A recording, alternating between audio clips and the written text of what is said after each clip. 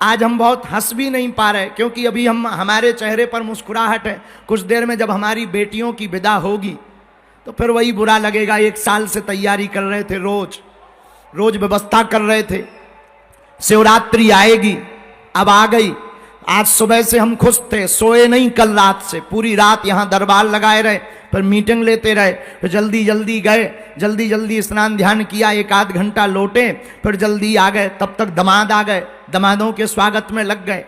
इसके बाद में एक बच्ची बहुत बीमार सी पड़ गई, तो हम भागे भागे गए। हमने पूछा क्या बात है, तो बेटियां पकड़े थीं। हमने पूछा क्या बात है, तो वो बिटिया लिपट करके रोने लगी। अरे हमने कहा बेटी रो क्यों रही, वो बार बार बेहोश हो रही। और वो रोती हुई कहने लगी, गुरुजी हमारे पिताजी नहीं है और हमको उनकी बड़ी याद आ रही है। हमसे रहा नहीं गया जब उसने कहा कि हमारे पिता नहीं है। अंदर बैठी रही लगभग 30 मिनट तक, बार बार वो बेहोश हो जाती थी। बच्चियां भी देख रही थी, डॉक्टर भी हमने तुरंत बुलाए। डॉक्टर ने कहा कुछ नहीं है, बहुत ज़्यादा रो रही है तो बीपी लो हो रहा है। हनुमान जी से प्रार्थना करी। जब उसको हमने हाथ पकड़ा, हमने कहा बिटिया हम धर्म पिता तो हैं, हमने जन्म भले ही नहीं दिया तो क्या हुआ, पर तुम हमारी बेटी हो।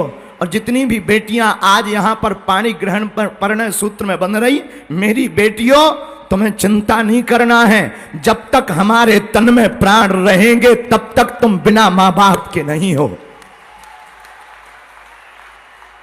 तुम अपने आप को मेरी बेटियों अनाथ मत मानना, तुम्हारे साथ बागेश्वर नाथ है, तुम्हारे साथ विश्वनाथ है। मेरी बेटियों तुम्हारे साथ रघुनाथ हैं।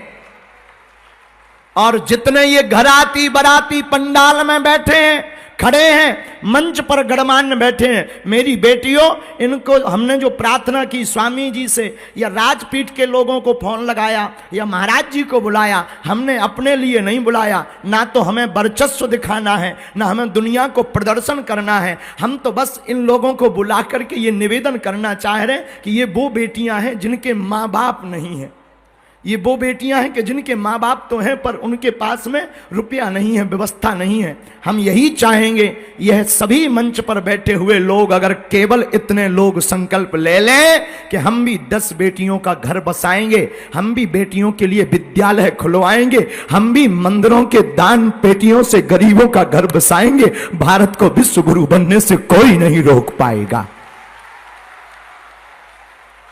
इसीलिए बुलाया। ना तो हमारा उद्देश्य प्रदर्शन